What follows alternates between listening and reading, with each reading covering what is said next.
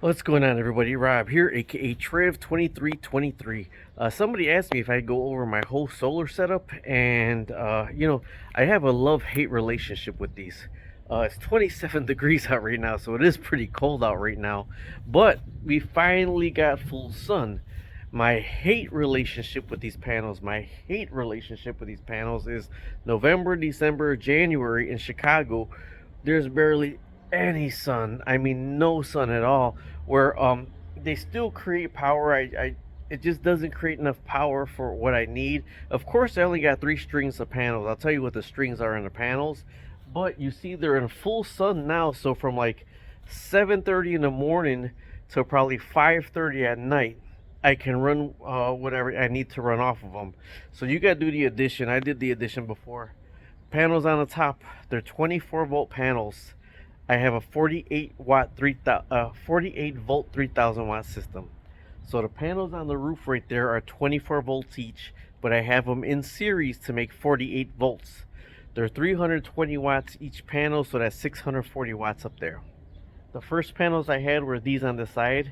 These are Renogy panels. I got these new and I got the top ones used. Okay, these right here new were $100 per panel. Okay, so that's 12 volt panels. So in series, that makes 24 volts. Okay, I mean 48 volts. In series, that makes 48 volts. So there's a 48 volt string up there, 48 volt string down there. That's 640 watts on the top, 400 watts right here. Now on the other side of the garage, like the sun is all the way that way, all the way on that side. But with these panels over here, I try to show them to you. They're not in the direct sunlight, but I still am getting 55 volts from them. So if they were in the direct sunlight, I'd probably get more wattage, more voltage out of them, more power out of them. Let me show you over here. They're on this side. You see, they're really dirty. They have to be cleaned. Look how dirty those panels are. But they are still getting sunlight. So it's not direct sunlight, but they are still getting sunlight. So I have, those are 24 volt panels in series, so it's 48 volts. So that's strings of panels. I have three strings of panels, and I'll show you what I'm running off of them. Now, this is the carport right here. I want to fill this whole side of carport. I want to put 4 or 6 more panels on here, but I'll show you my limitations right here with that right here. If I put the panels on the top, I'll drill through like the garage, and then I'll run the wires here over to my box. My combiner box is what it's called.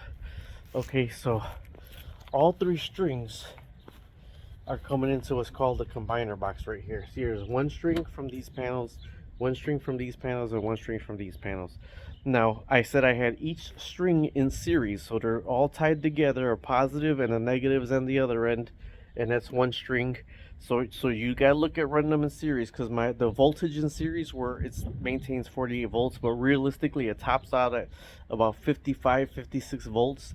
But my voltage open current, the max voltage I could take in on my inverter is 72 volts. So I'm copacetic. But I have 1 more opening for another string right here. So I want to put the 4 panels on the garage, run them underneath, down the pole, underground, up to the combiner box. So, but now, here's the thing. I'm getting those panels up top, those used panels. So I'm going to put them in series. So that means tied 2 together to make 48 volts. Then put another 2 in series to make another 48 volts. But then put those 2 strings parallel, so it don't go over the 55 volts. Go underground, and then that's going to be the 3rd one in there.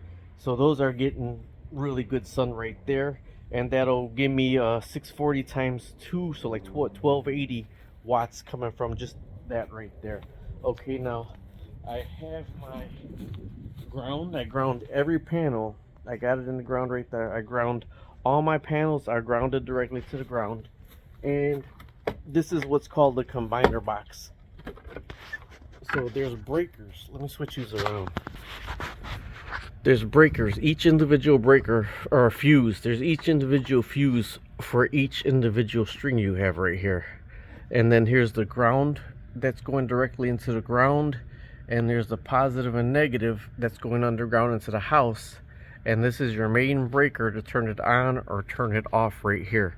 So all these, this is 48 volts, 48 volts, 48 volts. Since it's not increasing in voltage, they all go down parallel and come down to 1. Okay, so you got to look that up to see how to run that. So I got accessibility for one more string right here. So it's going to be on top of the garage, on top of the carport, there's going to be 4. This is going to be 48 volts, 48 volts. Then I'm going to parallel them to come into right here. Okay, so these are on the side of the house. I'm on the side of the garage. You see they get full sun all the time. Okay, and then what happens is when the sun comes through, it actually cuts, the sun cuts through right here, especially in the summertime. So those panels get sun all day long. The limitation with the panels on the garage is they're not high enough, so at some point the sun is still out but the roof stops it. So if you have panels on the roof, they will get more sunlight. But if I showed you with these panels, they are completely filthy. They're not getting their optimum because I got to clean them. So if your panels are up there, how are you going to clean them? Okay, so now I have an underground box right here. I just put this in here to an underground box, which is dug underground, all the way underground, all the way that way. So it's under the deck. It's under the deck, and when we moved our house around, we made the back porch a laundry room. So I actually just went in where my laundry was, and I foamed it, and that's how the solar panels get into the house. Now let's go on the inside. So basically it just comes into the basement right there. I know I gotta put the cover on it, and then I hardwired it in right there. Alright, I know it's a little bit dark right here, but this is my grow watt inverter. This is 48 volt 3000 watt grow watt inverter. This is the battery that I built. That's 16 batteries that I put in series. So that's a 48 volt battery, but the max it can take is 56 volts. Okay, this is a JKBMS. This is a battery management system. You cannot build a lithium battery unless you purchase a battery management system. This is connected to every one of these cells, and it's monitoring the cell voltage and making sure they're all even. And then if it feels anything wrong, like the battery's heating up or one cell is going to be over voltage, if it can't manage the cells, it completely shuts the battery off and shuts the system down. Now with the grow watt, you can see right now the solar panels are connected. There's the battery right there. The battery is at 55 volts. Okay, and I can show you this. This isn't plugged in. That's the sun. That's just the sun. This isn't plugged in at all. You could plug this in to the grid if you just run it 24/7. Okay, now I have it on, and I have the cord plugged in, and all this is running off of the solar panels right now. I used to have my lights come on at nighttime, just connected to the grid, because at nighttime there's no sun. So I would have those connected to the grid. But then I said, you know what? If I'm getting free sunlight, why would I want those at nighttime on the grid if I could have the sun powering those? So all these lights on are going off of the sunlight with that battery being charged. And I have this filter on right here, that light on, just one of those air pumps over there, but there's an air pump back here. This light on, did I say that light on? This light on, that filter on, that was the other air pump, and I think that's a 100 watt heater right there. So all that right there is running off of the sun with this grow watt inverter and that battery. I pieced this together little by little. Okay, so one of the hard things is those batteries are expensive. So there's a 5 kilowatt battery I got my eye on. It's like $1,800, but you got to pay for shipping and handling, which is probably another $300. But it's 5 kilowatt hours. So why this isn't plugged in all the time, I come down here and manually unplug my tanks from the grid, turn this on, and plug it in the morning time when the sunrise. I asked Alexa when the sunrise is going to be, because that right there uses power. The grow watt itself uses power. So if you're plugged into the grid and the sun is not out, after that is drained, it'll start using 9-10 amps from the grid to charge this battery up while it's running everything else. So I come down here and manually switch it myself and shut that on and off, and don't plug that in at all. I don't plug it in at all because there's no sense in me using extra electricity to charge the battery and keep the tanks running.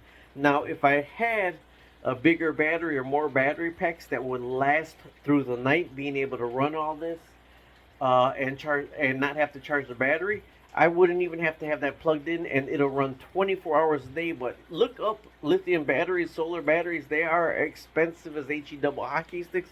So I go ahead and run it around and up and down and switch it back and forth, just because I don't want to have that on the grid. If we go out and we got the sunlight, I'll leave it plugged into the grid. And yesterday, I think we got home about 6:40, and it still didn't use power from the grid at all, even though it's connected to the grid, because it's just using the battery. It'll use the battery down all the way down to 42 volts. It'll use this all the way down to 42 volts. So it'll keep running without grabbing grid power, but after it gets a certain voltage, it'll start charging it from the grid, and that's what I didn't want. So when I say I have my love-hate relationship with the solar panels, I have my love-hate relationship. We live in the Midwest. We live in Chicago. So when I got November, December, January with no sun, basically it's just to have that as a generator, because it does keep a trickle charge, and if the power goes out, I can plug whatever I need into that. I'm setting that up where my boiler pump will actually run off of that. When the power goes out, I'll be able to run my boiler pump off of that to keep the house warm. Okay, but with 2 more panels, now with this, I can't go over 3,000 watts. I can't go over 3,000 watts, and the voltage open current is 72 volts. So I know how to keep it down from there and start the parallel so I don't go over the voltage.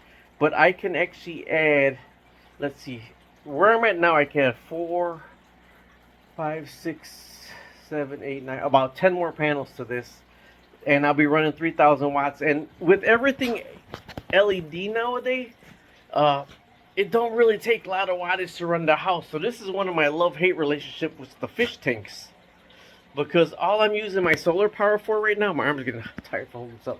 All I'm using the solar power right now is for my fish tanks. I mean, I'm grabbing at most probably about 300, 400 watts from these fish tanks.